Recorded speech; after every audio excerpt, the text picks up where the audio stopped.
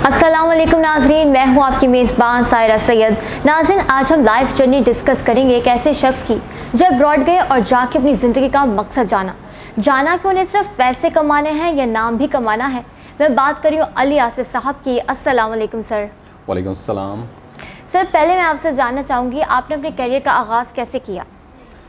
अपने करियर का आगाज़ से भी पहले ज़्यादा ज़रूरी कि मैं थोड़ा सा लोगों को बता दें अपनी लाइफ का आगाज़ कहाँ से किया। जी ज़रूर। एक बहुत ज़्यादा हम्बल बैकग्राउंड है, एक ऐसा बैकग्राउंड है जहाँ पे एक टाइम का खाना था तो दूसरे टाइम के खाने की गारंटी नहीं हुआ करती थी।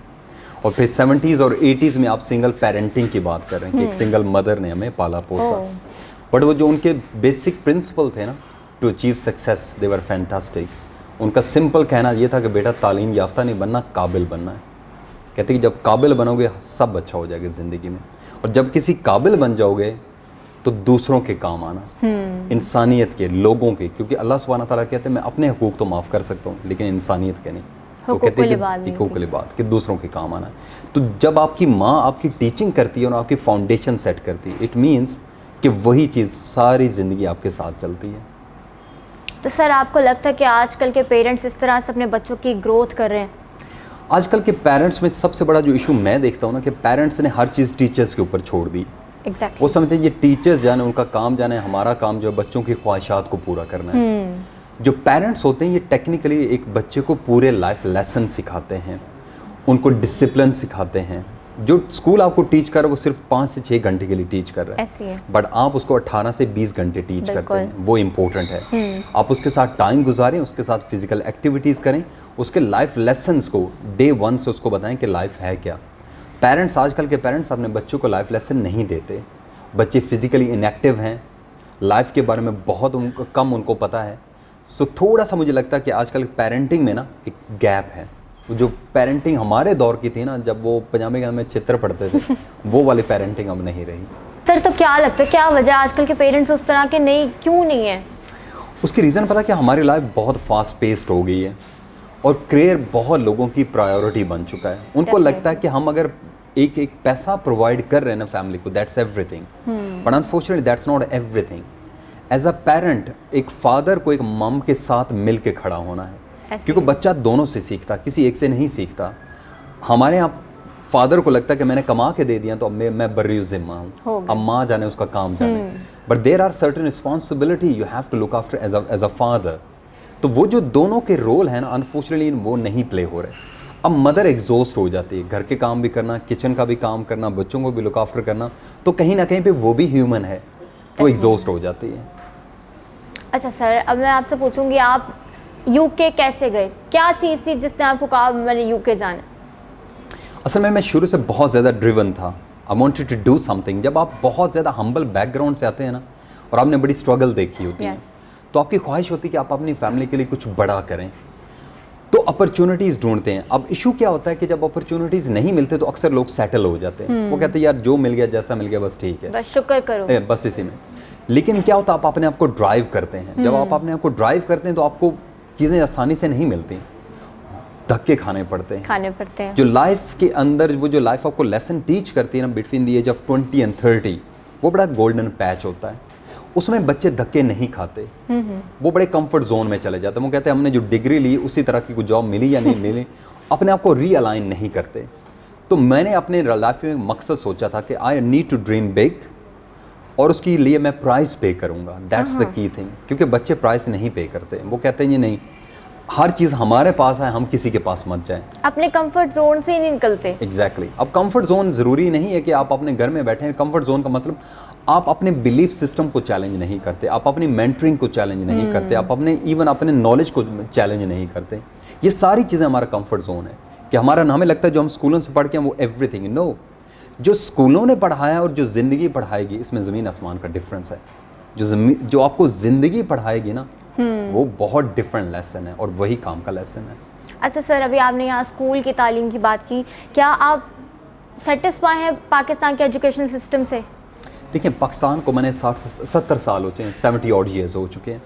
अभी पाकिस्तान बहुत इमेच्योर स्टेज में है। हम पाकिस्तान के ऊपर बहुत हार्ड हो जाते हैं। जब भी बात आती है हम सिस्टम को क्रिटिसाइज़ करते हैं, हम स्कूल्स को क्रिटिसाइज़ करते हैं। No, we need to calm down. अभी ये नया मुल्क है, इसको बहुत टाइम चाहिए। यूरोप बनी सदियां हो चुकी हैं, हम उनके साथ कंपैरिजन नहीं करते। हमें ये इस चीज़ की खुशी है कि हमारी आने वाली जनरेशन्स एकेडमिकली बेहतर हो रही हैं, लेकिन 7 नस्लों को एटलीस्ट पढ़ना है, उसके बाद एक चेंज आएगी। अभी आप देखें तो आई थिंक हमारी तीसरी या चौथी जनरेशन पढ़ रही है किसी भी नस्ल की। It will take time. Education system is not perfect बस गुड इनफ। सर यहाँ मैं आपसे पूछूंगी, क्या कुछ ज़िंदगी में पाने के लिए लक भी मैटर करती है? देखिए, लक मेरा मानना है कि कमज़ोर लोगों का एक बहाना होता है। वो हर चीज़ लक के ऊपर डाल देते हैं कि मुझे लक ने जो है ना मेरा साथ नहीं दिया। अल्लाह सुब्हानहू ताला कहते हैं कि इंसान जिस चीज़ की कोशिश करता है ना, मैं उसके लिए आसानियाँ पैदा करता हूँ। बेशक। ठीक है, किस्मत जो है ना वो अल्लाह सुब्हानहू ताला कैसे बनाते हैं? आपकी मेहनत से और दुआओं से, दोनों जब मिलती हैं तो आपको किस्मत आपकी बनती है। अब मैं हाथ पे हाथ रख के बैठ जाऊँ, कहूँ जी मेरी किस्मत में जो लिखा वही मुझे मिलेगा, तो मुझे क्या मिलेगा? अल्लाह सुब्हानहू ताला ने रिज़्क़ का वादा हर इंसान के साथ, हर ज़ी रूह के साथ किया है। अशरफुल मखलूक़ात इंसानों के साथ भी किया, हैवानों के साथ भी किया है, लेकिन कहीं पे ये नहीं लिखा कि तुम लोग एफर्ट नहीं करोगे। तो किस्मत है, लेकिन किस्मत की बेस पे अगर आप हाथ पैर छोड़ के बैठ जाएंगे ना, it's not going to work. तो किस्मत मजमुआ किसका है? आपकी दुआ का और आपकी मेहनत का। डेफिनेटली, क्योंकि कुछ लोग वाकई आपने जैसे कहा मेहनत तो करते ही नहीं, कहते भाई हमारी किस्मत में ही नहीं तो हम क्या करें। तो ऐसे लोगों के लिए आप क्या पैगाम देना चाहेंगे कि क्या मतलब अपनी मेहनत करो? कैसे सर वो मेहनत करें वो जब विलिंग ही नहीं है करने को? देखिए, अल्लामा इकबाल साहब का एक बहुत खूबसूरत जो है ना शेर है। वो कहते हैं, कोई काबिल हो तो हम शान कई देते हैं, ढूंढने वालों को दुनिया भी नहीं देते हैं। कि काबिल बनो। सबसे पहले वो इंग्लिश की कहावत है, फर्स्ट डू देन डिज़र्व, कि पहले कुछ बनो तो सही। अभी आप कुछ बने नहीं और अल्लाह सुब्हानहू ताला से मांग रहे हैं, नहीं भाई थोड़ा सब्र कर लो। First do then deserve. वो अल्लाह सुब्हानहू ताला, अल्लामा इकबाल साहब थे ना, वो एक बहुत वली अल्लाह थे। उन्होंने यही चीज़ बोली कि कोई काबिल तो बनो ना। जब काबिल बन जाओगे तो अल्लाह सुब्हानहू ताला कोई दुनिया भी नहीं मांगोगे, वो भी देने के लिए तैयार हो जाएंगे। लेकिन आपने काबिलियत को नहीं ढूंढा, आप तालीम याफ्ता बन के आ गए, डिग्री लेके आ गए, आप खड़े हैं कि नहीं जी मेरे इतने CGPA हैं, अब तो हर चीज़ मुझे थाली में मिलनी चाहिए। नो, काबिल बनो। काबिलियत का सफ़र और तालीम याफ्ता का सफ़र बहुत मुख्तलिफ है। फर्स्ट तालीम याफ्ता देन काबिल। काबिल क्या बनाते हैं? ज़िंदगी के धक्के बनाते हैं। अच्छा सर, जैसे अभी आपने बड़ी खूबसूरत बात हमें सिखाई है, तो मुझे बताएं, आपको लगता है कि पाकिस्तान में स्किलफुल को इग्नोर करके डिग्री होल्डर को ज़्यादा फोकस किया जाता है? असल में इशू पता है क्या, कि दोनों चीज़ें बुरी नहीं है। पाकिस्तान में एक थोड़ा ट्रेंड चल चुका है कि एजुकेशन को बुरा समझा जाता है। पाकिस्तान में कुछ मेंटोर्स ऐसे हैं, कुछ कोचिंग ऐसी हो रही है कि नहीं जी एजुकेशन को छोड़ दो। No no no no, you need education, लेकिन हमें क्वालिटी एजुकेशन चाहिए, डेफिनेटली ड्रिवन चाहिए, कि जिसके एंड पे बच्चे को कुछ मिले। आज चाइना या आज इंडिया हमसे बेहतर क्यों है? क्योंकि उनकी एक डायरेक्शन है। उनको पता कि जब मैं मास्टर्स कर लूँगा या जब मैं ग्रेजुएशन करूँगा, यहाँ पे मैं लैंड करूँगा। स्पेसिफिक एजुकेशन है। उनको पता कि मैंने मास्टर्स अगर करना है तो मैंने किस फील्ड में करना है। यहाँ पे बच्चे जो पेरेंट्स ने बता दिया बस उन्होंने वही करना। माँ बाप ने शुरू में बता दिया बच्चा तूने यही बनना, उसने वही बनना। नो, उनको एक फ्रीडम दें, फ्रीडम टू फेल। बच्चों को जब आप freedom to fail and freedom to choose देंगे ना, दे विल सक्सीड। तो असल इशू ये है, skill is brilliant thing, skill की बहुत कदर है, लेकिन एजुकेशन को आप सही डायरेक्शन में लेके जाएं। और एजुकेशन के साथ साथ बच्चे को, मैं कहता हूँ जब बच्चा मैट्रिक में है ना, तब से उसको जॉब शुरू कर देनी चाहिए। किसी भी टाइप की एजुकेशन, आप स्किल्ड हैं और आप तालीम याफ्ता हैं, it's a lethal combo. It means कि आप यू विल रॉक। अब हमारा मसला ये, तो हम या तो हम बहुत स्किल्ड हैं या हम बहुत साल तालीम याफ्ता। There is no fine line. Sir, ऐसे पेरेंट्स के बारे में आप मतलब उन्हें कैसे आप कन्विंस करेंगे जो बच्चों पे थोप देते हैं कि भाई तुमने डॉक्टर, इंजीनियर या टीचर से आगे का कुछ सोचना ही नहीं है? देखिए, इशू पता क्या, पेरेंट्स, हमारे पेरेंटिंग की वायरिंग हुई है। हमारे दादा परदादा ने जैसी की वैसी हमारी माँ दादी ने हमारी करनी है, वैसे ही आगे हमारे कहीं ना कहीं भी सिस्टम को ब्रेक होना है। और इसके लिए सबसे ज़्यादा ज़रूरी कि माँ बाप का पढ़ा होना, स्पेशली माँ का पढ़ना बहुत ज़्यादा ज़रूरी है। क्योंकि बच्चे की पहली सुपर हीरो उसकी माँ होती है। वो उसको सुपर हीरोइन समझता है। वो कहता है जो मेरी माँ है ना, शी इज़ एवरीथिंग। वो कहता है कि मैं बोलूँगा ये पूरी ख्वाहिशें कर देगी। वो जो वायरिंग उसके ब्रेन की कर रही होती है, वो माँ कर रही होती है। अब अगर एक माँ ही कम पढ़ी लिखी है, जिसने ज़माने को देखा ही नहीं, जिसको ज़माने का पता ही नहीं, वो बेचारे ने तो जो हमारी दादी ने या हमारी नानी ने बताया उसने तो उसको वही बताना है। तो बहुत ज़्यादा ज़रूरी कि माँ बाप का पढ़ा लिखा, स्पेशली माँ का। मैं कहता हूँ बाद दफ़ा बाप इतना पढ़ा लिखा होना, इट डजंट मैटर, लेकिन माँ का पढ़ा लिखा होना बहुत ज़्यादा ज़रूरी है। बाशऊर होना, जिसको दुनिया का पता हो। वो पंजाबी में कहता हूँ गोगो नहीं उसको बनाना, उसको दुनिया दिखाएं, माँ को दुनिया दिखाएं, ताकि वो बच्चे को एग्जैक्टली उस तरह से ट्रेन करे कि बेटा ये करना, ये नहीं करना। हम आपको डायरेक्शन देंगे लेकिन हम पीछे हट जाएंगे। यू हैव टू चूज आपने करना। हर बच्चे की एबिलिटी डिफरेंट है, हर बच्चे के अंदर एक डिफरेंट सलाहियत है। Give them the freedom to choose, कि वो जो बनना चाहते हैं जैसे उनको फ्रीडम आप दे दें। लेकिन जैसे भी आपने कहा कि जो बच्चा बनना चाहे आप उसको उसी में सपोर्ट करो, बट सर इस तरह भी तो है ना, जैसे अगर कोई किसी को सिंगिंग का शौक है तो फिर उसके पेरेंट्स कैसे, वो तो उसे वैसे ही क्रिटिसाइज इतना करेंगे कि क्या चूज कर लिया, तो फिर ऐसे कैसे? भाई मैं तो कहता हूँ अगर आपकी फैमिली में कोई बच्चा सिंगर बनना चाहता है या एक्टर बनना चाहता है या स्पोर्ट्समैन, तो आप लोग तो लकी हैं कि वो ख़ानदान की किस्मत इतनी जल्दी बदलेगा जितनी ख़ानदान की किस्मत 7 नस्लें नहीं बदल पाती, क्योंकि this is the new life now. हमें एम्ब्रेस करना है अब इसको। अगर एक स्पोर्ट्समैन बनना चाह रहा है तो एक स्पोर्ट्समैन चाहे 15 से 20 साल भी खेलता है ना, इतने पैसे और इतना अच्छा वो फ्यूचर बना लेता है, वो अपनी पूरी ज़िंदगी भी बना लेता है और अपनी पूरी फैमिली को भी संभाल लेता है। सिंगिंग में कोई बुराई नहीं है, ठीक है। अल्लाह सुब्हानहू ताला ने, हमारा मसला ये कि हमने रिलीजन को इतना हर जगह पे हावी कर दिया ना कि अल्लाह सुब्हानहू ताला ने हमें बहुत आज़ादियाँ दी हैं, लेकिन हमने इस्लाम को इतना सख्त बना लिया कि हम हर चीज़ के ऊपर क्रिटिसाइज़ करते हैं। नहीं, अल्लाह सुब्हानहू ताला ने इंसान को बहुत आज़ादी दी है, हम वो आज़ादी एक्सरसाइज ही नहीं करते।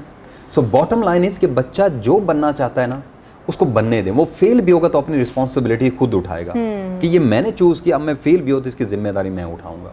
जब आप देते हैं तो सारी ज़िंदगी आपको मुर्दे इल्ज़ाम ठहराएगा कि ये मेरे तो माँ बाप ने मैंने कैसे ये बनना। तो एग्जैक्टली ये होता है कि मतलब फिर बच्चे कहते हैं कि ठीक है आप ही ने तो कहा था, फिर सारा ब्लेम पेरेंट्स पे हो जाता है। एग्जैक्टली सर यहाँ एक बड़ा इंपॉर्टेंट क्वेश्चन करने लगी हूँ मैं आपसे कि हम अपना कैरियर कैसे चूज़ करें? देखिए, सबसे पहले तो बच्चा जो है ना, वो जब छोटा होता है ना 7-8 साल का, वो सिग्नल्स दे रहा होता है। वो ऐसे खिलौने के साथ खेलता है, ऐसी गेम्स को खेलता है जिधर वो जाना चाहता है। सही। यानी कई बच्चे ऐसे होते हैं जो प्लेन्स के साथ खेलते हैं, कई बच्चे ऐसे होते हैं जो क्रिकेट के साथ खेलते हैं, कई बच्चे बिल्कुल लेजी पड़े होते हैं। ये पेरेंट्स की रिस्पॉन्सिबिलिटी कि उनको रीड करें। जब रीड करें तो फिर उनको पता चल जाए कि हाँ इस डायरेक्शन में जाना चाहते, फिर उनको नर्चर करें, उनको फैसिलिटीज़ दें। अगर बच्चा क्रिकेट खेलना चाहता है तो ले जाएं उसको मैदान में, उसके साथ जाएं, उसको बताएं कि बच्चा तूने ये बनना, लेट्स डू इट। ऐसा नहीं है कि तुम पढ़ोगे, लिखोगे, FA करोगे, ये करोगे, फिर ही कुछ बनोगे। नो, उसको अभी से उसको डायरेक्शन दें, उसको बनना हम तुम्हारी हेल्प करेंगे, जो भी बनना है। वो साइन दे रहा, हम उसको जो है ना मारना शुरू कर देते हैं। नहीं पुत्र, पढ़ाई करनी है, वो बड़े पढ़ाई के साथ कुछ और भी तो करने दो ना, जो उसने ज़िंदगी में बनना उसकी धक्के भी तो उसे खाने दो ना। सो इट्स इम्पोर्टेंट कि जो बच्चा शुरू से साइन दे रहा है ना, उन साइंस को रीड करें, फिक्स्ड माइंड सेट ना रखें। बच्चा पैदा नहीं हो तो आपने फैसला करें इसने डॉक्टर बना, नो, उसको रीड करें।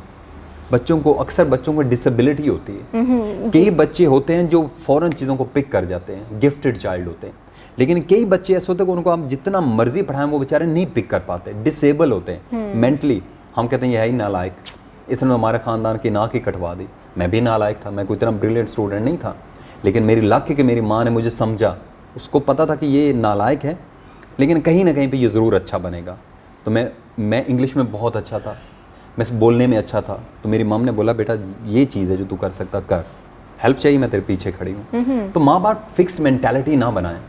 बच्चा जो सिर्फ पढ़ना लिखना जानता वही लायक नहीं होता। कई बच्चे बेचारे नहीं पढ़ लिख सकते, उनको डिसेबिलिटी होती है। इस टाइम पे पेरेंट्स के लिए मैं बल्कि पेरेंट्स से बोलूँगा, अपने बच्चे की पर्सनैलिटी को समझें।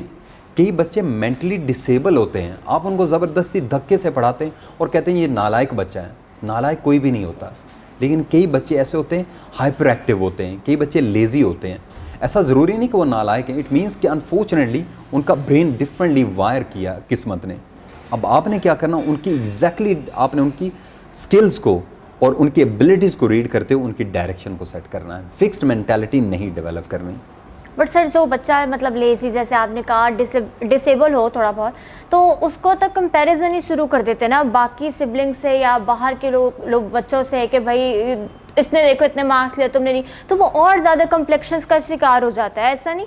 एब्सोल्युटली, क्योंकि देखिए मेरा भाई था ना, उनकी राइटिंग बहुत खूबसूरत थी लेकिन मेरी राइटिंग निकम्मी थी। मेरी लिखते वो कहता है ऐसे लिखते हो जैसे डॉक्टर लिखता है। तो इट डज नॉट मीन कि मेरे भाई अच्छे थे और मैं बुरा था, हमारी डिफरेंट क्वालिटीज़ थी। डेफिनेटली अल्लाह सुब्हाना ताला ने दी है, मैंने नहीं दी। आपका रंग कैसा, ये अल्लाह सुब्हाना ताला ने दिया, मैंने नहीं दिया।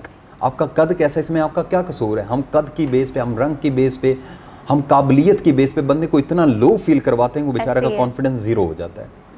ये सबसे पहली जो रिस्पॉन्सिबिलिटी पेरेंट्स की है, कंपैरिजन गेम में ना जाएं। हर बच्चा यूनिक है। अल्लाह सुब्हाना ताला हीरे बनाते हैं, बेशक, वो कभी भी सुभान कूड़ा करकट नहीं बनाते। अगर उन्होंने हीरा बनाया तो तराशना आपने है। हर बच्चे को बताएं कि बेटा तू यूनिक है, तू डिफरेंट है, जो तू बनना चाहता तू बन सकता। अगर तेरा कद ठीक नहीं, तेरी रंगत ठीक नहीं है, तू काबिल नहीं, तो इट डजंट मैटर, कहीं ना कहीं पे तू अच्छा ज़रूर होगा। डिसेबल बच्चे, निक वॉयचिच को अगर आप सुने ना, he is brilliant motivational speaker. ना उसके पैर हैं ना उसके हाथ हैं, Yes. वो सिर्फ उसका एक धड़ है।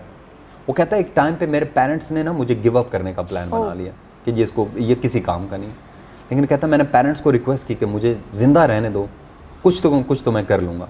आज he is one of the highest paid speakers in the world. तो ये कि बच्चों को उनकी यूनिकनेस ओन करने दे। हर बच्चा यूनिक है, ना कोई मुझसे बेहतर ना मैं किसी से बेहतर हूँ। ये अल्लाह सुब्हाना ताला की बनाई मखलूक है और आपने क्या करना, उसको ओन करना है। अच्छा सर, हमारे ना यहाँ पेरेंट्स का एक ये भी बड़ा कॉन्सेप्ट है कि वो जो खुद अपनी लाइफ में नहीं बन सके, वो चाहते कि उनके बच्चे बने। चलिए ठीक है, ये किसी हद तक समझ आती है बात, लेकिन वो फिर उसको फोर्स करते हैं। लाइक अगर उसे कुछ और सिंगर बनना है तो वो कहेंगे नहीं, इससे तुम अपना पेट नहीं पाल सकते, ये आगे तुम्हारा स्कोप नहीं है इसमें। तो ऐसे पेरेंट्स को आप क्या कहना चाहेंगे? हमारा इशू पता क्या कि हमने वो ख़ास जॉब्स को समझ लिया कि यही फ्यूचर है, इसके अलावा कोई भी नहीं है। सिंगिंग के अंदर बच्चा इतना पैसा कमाता है, इतना फ्यूचर बनाता है जिसकी हद ही नहीं, लेकिन उस बेचारे को हम वो उसका कॉन्फिडेंस वैसे ही ज़ीरो कर देते हैं। अगर आप कुछ नहीं बन पाए तो अपनी महरूमी को, बच्चों की वजह से अपनी वो महरूमी को पूरा ना करें। वो यूनिक है। अगर मैं डॉक्टर बनना चाहता हूँ, ज़रूरी नहीं मेरा बेटा भी डॉक्टर बने, डेफिनेटली। ठीक, वो यूनिक है, उसकी यूनिकनेस को ओन करने दे कि बेटा उसको फ्रीडम दे कि बेटा तू फेल भी होगा तो मेरा बेटा है, मैं तुझे फिर भी गले से लगाऊंगा। ठीक है, फेल जब बच्चा होता है ना तो आपका इम्तहान तब शुरू होता है जी। एक मेरा दोस्त है, वो अगले दिन कह रहे थे कि अक्सर लोग कहते हैं मुझे बुरी बातें अच्छी नहीं लगती या मैं बुरी बातें बर्दाश्त नहीं करता। वो कहता है बर्दाश्त करने वाली बातें ही तो बुरी होती हैं, अच्छी बातें तो हर बंदा बर्दाश्त कर लेता है। आपका इखलाक क्या है, आपका कमाल क्या है, आप बुरी बातों को भी बर्दाश्त करें। लाइक वाइज अगर आप लाइक बच्चे के माँ बाप हैं और जो नालायक बच्चे उसके माँ बाप नहीं हैं, तो फिर तो आप माँ बाप ही नहीं। आपकी जिम्मेदारी के नालायक बच्चे को काबिल बनाएं। काबिल जो बच्चा है, जो पढ़ा लिखा, जो इंटेलिजेंट, उसको तो कोई भी बना लेगा। आपकी जिम्मेदारी जो घर में सबसे नालायक है उसको ओन करें और उसको पैरों पे खड़ा करें, तब आप कह सकते हैं आपने अपनी महरूमी को अजाला अब अदा किया। बहुत अच्छा सर ने गाइड किया उन पेरेंट्स को जो अपने बच्चों पे थोप देते कि जी जो हमारी महरूमी थी वो अब हम तुम पे पूरा करेंगे। जी सर, मैं आपसे पूछना चाहूँगी, आप यूके गए तो कैसा था? मतलब आपको भी लग रहा था कि यूके जाऊँगा तो पकी पकाई खीर मिल जाएगी मुझे? देखिए, यूके की जाने के पीछे एक ड्राइव थी, एक विजन था। क्योंकि सबसे बड़ी चीज़ है कि आप किसी चीज़ को इसलिए ना करें कि आप करना चाहते हैं, इसलिए करें कि व्हाट्स अ ड्राइव बिहाइंड, मकसद क्या है, विजन क्या है, वजह क्या है। तो मैं एक स्पीकिंग कंपटीशन का हिस्सा था पाकिस्तान में और मुझे बहुत शौक था स्पीकिंग का। तो उसमें मुझे पहले राउंड से आउट कर दिया गया और जिस साहब ने आउट किया उसने मुझे बताया कि तुम कुछ भी बन सकते हो लेकिन तुम कभी भी अच्छे स्पीकर नहीं बन सकते। मतलब उसने मेरे ख्वाबों के ऊपर एक डैश लगा दिया और क्वेश्चन मार्क लगा दिया। अब जब आपके ऊपर कोई तनकीद करता है ना तो आपके पास दो चॉइसेस होती हैं, या तो गिव अप कर दें या कहेंगे you know what, I will prove this person wrong. इसकी राय मेरी हकीकत नहीं है, ये इसकी राय हो सकती लेकिन मेरी हकीकत नहीं हो सकती। ये मेरे ख्वाब हैं, I will pay the price. मैं तो छोड़ के बैठ जाऊंगा, इसको क्या नुकसान है, but I will pay the price. तो मैंने उस जिद में आके ना कि जैसे कि बंदा कहता कि यार मैं इस मुल्क में शायद I am a misfit, I need to do something, मुझे अपने लाइफ की कोर्स को चेंज करना है। And that was one of the main reason कि मैंने कहा कि you know what, I need to leave this country. कुछ बड़ा करने के लिए मुझे कुछ बड़ा सबसे पहले बनना पड़ेगा। लेकिन यूके जाके वो जैसे आपने बोला कुछ भी पके पकाए नहीं मिली, नहीं थी बिल्कुल। अब यकीन माने जाने कि एग्जैक्टली 15 दिन बाद मैं 7 दिन रोड पे सोया हूँ, 7 डेज फ्लैट आउट। पैसे ख़त्म हो गए, कोई जानने वाला भी नहीं था। 7 दिन के लिए फ्लैट आउट मैं रोडों पे सो रहा था।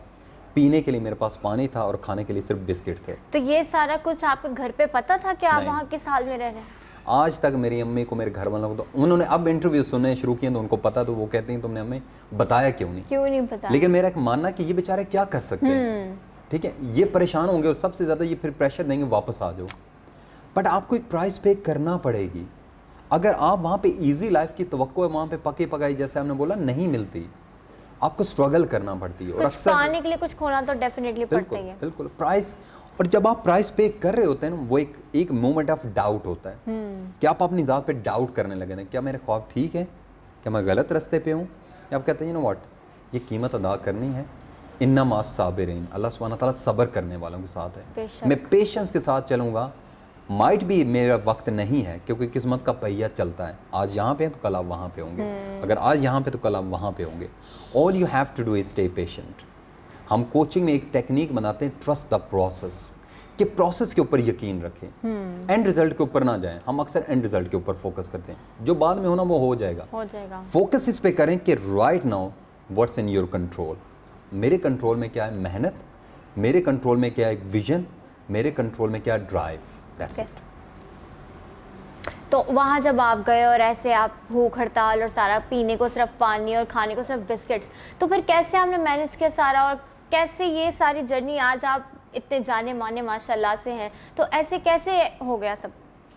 असल में उसके पीछे भी एक रीज़न है कि जब मैं गया था ना, अल्लाह सुब्हानहू तआला आपको कोई भी मौका देता, वो छोटा या बड़ा नहीं होता, बट आप कंप्रोमाइज़ करते हैं या आप ऑल आउट जाते हैं। जब मैं गया था तो मुझे लोगों ने बोला था कि किसी टेक अवे में जॉब कर लो, किसी रेस्टोरेंट में जॉब कर लो, जो छोटी छोटी ना, मतलब जिससे घर चल जाए जी। लेकिन मेरा एक विजन था कि मैं वो जॉब करूंगा जो मेरे लेवल की है। लेवल से मुराद है कि जहाँ पे मैं कुछ ग्रो कर सकूं, मैं कुछ अपने आप को डेवलप कर सकूं। अगर मैंने यही पैसे कमाने तो मैं पाकिस्तान में भी कमा सकता हूँ, डेफिनेटली। ठीक है, मैंने गोरों के साथ उठना बैठना, मैंने उनसे सीखना है कुछ ऐसी जॉब करनी जो मेरी एबिलिटीज़ के हिसाब से हो। तो उसके लिए मुझे काफ़ी ज़्यादा स्ट्रगल करना पड़ी, बट क्योंकि मैंने कंप्रोमाइज़ नहीं किया, इवेंचुअली मुझे वो मेरी फील्ड मिल ही गई। कुछ स्ट्रगल के बाद, कुछ मेहनत के बाद, कुछ धक्कों के बाद इवेंचुअली मैंने वो फील्ड अपनी उसमें लैंड कर ही लिया। तो लेसन क्या बच्चों के लिए कि sometimes you don't need to change your destination, you can change your path. आप अपने रास्ते को बदलें, कभी भी अपनी मंजिल को ना बदलें। इंतज़ार करें, पेशेंट रहें, प्राइस पे करें, इवेंचुअली यू विल सक्सीड। हमारा मतलब ये कि हम प्राइस नहीं पे करना चाहते, हमारा इशू सबसे बड़ा ये है। अच्छा सर, वो भी है जैसे आपने कहा कंपटीशन में आपको किसी ने कहा कि आप तो कर ही नहीं सकते ना, तो अगर आज वो आपको देख रहे हो या आपसे कभी मिले तो आप उन्हें कुछ कहना भी चाहेंगे या बस अपनी पर्सनालिटी शो कर देंगे? उन्होंने 2020 में मेरा ट्रेनिंग सेशन अटेंड किया था। उनकी कंपनी ने मुझे बुलाया हुआ था, तो वहाँ पे उन्होंने मेरा ट्रेनिंग सेशन अटेंड किया। तो वो कहते हैं ना कि बतइज़्ज़ो मंतशा बतज़िल्लो मंतशा। आप कभी भी मुंह से ना जवाब दें। जब हम मुंह से जवाब देते हैं हम तब हारते हैं। हम जीतते कब? जब हम अपने एक्शन से, अपने अमल से जीते हैं। तो कुछ नहीं बोला, अल्लाह सुब्हानहू तआला बेहतर फैसला करने वाले हैं। आज अगर इस मुकाम पर मैं किसी को बुरा ना महसूस करवाऊँ, वो उसका ज़र्फ़ था। मेरा ज़र्फ़ क्या है कि उसको कुछ नहीं कहना। अल्लाह सुब्हानहू तआला ने जो दिया है उसको संभालना है मैंने। वो तो बिल्कुल बेशक है, लेकिन आपको नहीं लगता कि आपकी ज़िंदगी में उन्होंने जो मतलब कहा, जो उन्होंने अपना एक राय दी, आपकी हकीकत नहीं, तो आपको नहीं लगता कि वो बेसिक आपकी मोटिवेशन बनी? उनका ये कमेंट था। फिर उनकी मुझसे बात भी हुई थी, शायद उनको भूल गया था लेकिन मुझे याद था। तो मैंने उनको हल्का सा रिमाइंड करवाया। मैंने उनको सिर्फ इतना, मैंने कहा सर हो सके नेक्स्ट टाइम ना, अगर किसी को हौसला दे नहीं सकते तो उसका हौसला मत तोड़ें। देने की बात छोड़ दें, नहीं दे सकते वो आपका अपना फेल है, लेकिन तोड़े मत। मैं हिम्मत वाला था, मैं लड़ पड़ा। अक्सर बच्चे नहीं लड़ते। वो बेचारे कहते हैं अगर ये कह रहा है ये ठीक कह रहा है, I need to give up. तो तोड़े ना। अगर जोड़ने वाले नहीं बन सकते तो तोड़ने वाले भी ना बने। बिल्कुल, बहुत ऐसे लोगों को मैसेज है सर की तरफ से कि वाकई जब आप कुछ अच्छा नहीं कर सकते तो उसके साथ बुरा भी ना करो। सर, कभी लाइफ में आप डिमोटिवेट हुए, जैसे आप यूके गए और वहाँ जैसे आप हालात में रहे, तो आपको लगा नहीं कि यार नहीं हो रहा, वापस पीछे पाकिस्तान घर में जाओ? असल में होता पता क्या, डीमोटिवेशन इंसान की लाइफ का हिस्सा है। अगर कोई इंसान मुझसे ये कहे कि वो हर टाइम पे पॉजिटिव रहता है, वो झूठ बोलता है। हम इंसान हैं, हम रोबोट्स थोड़ी हैं। हमारे इमोशंस हैं, हमारी फीलिंग्स हैं। कभी कोई बात अच्छी लगी तो कभी कोई बात बुरी लगती है, डेफिनेटली। लेकिन जब आपका देखें, हज़रत अली अलैहिस्सलाम ने एक बहुत खूबसूरत बात की थी, एक दिन तुम्हारे हक में होगा और एक दिन तुम्हारे खिलाफ होगा। जो दिन आपके खिलाफ होगा उस दिन तहम्मुल करें, सब्र करें। जिस दिन आप डीमोटिवेट होते हैं, मेरे पास कितने ऐसे दिन आते हैं कि मुझे लगता है कि यार आज तो बस हो गई है, लेकिन उस दिन आप तहम्मुल करें, आप सब्र करें। मैं यकीन दिलाता हूँ, कोई भी बच्चा या कोई भी वालिदैन या कोई भी मेरी बात सुन रहा है ना, एक चीज़ को जहन में रखें, आपकी ज़िंदगी में कई दिन ऐसे आएंगे कि आपको लगेगा यार आज सारा कुछ ख़त्म हो चुका है। उस दिन सब्र करें। अगले दिन आप उठेंगे, आपको लगेगा ज़िंदगी बिल्कुल डिफरेंट डायरेक्शन में चलेगी। अच्छा, स्ट्रेस को ना ख़त्म करने के मैकेनिज़्म होते हैं। मेरा मैकेनिज़्म 3 है। पहला मैकेनिज़्म मेरा क्या है कि मैं दौड़ लगाने चला जाता हूँ, रनिंग करता हूँ, और मैं रनिंग सॉलिड करता हूँ। उससे क्या होता है कि जब आप दौड़ते हैं ना, आपका एक गुस्सा भी निकलता है, आपकी फ्रस्ट्रेशन भी निकलती है, आपको पसीना आता है, आपकी एनर्जी जो है ना वो शिफ्ट होती है टुवर्ड पॉजिटिविटी। पहला मैकेनिज्म। दूसरा मैकेनिज्म, आप मैग्नीशियम फ्लेक्स होते हैं ना, जिसको समुद्री झाग बोलते हैं, उससे आप बाथ लें। उससे क्या होता है, आपके नर्व्स जो है ना, आपके ये नर्व्स जो होते हैं ना, असल में ये टेंशन आपको देते हैं, वो रिलैक्स होना शुरू हो जाते हैं। इनको रिलैक्स करें।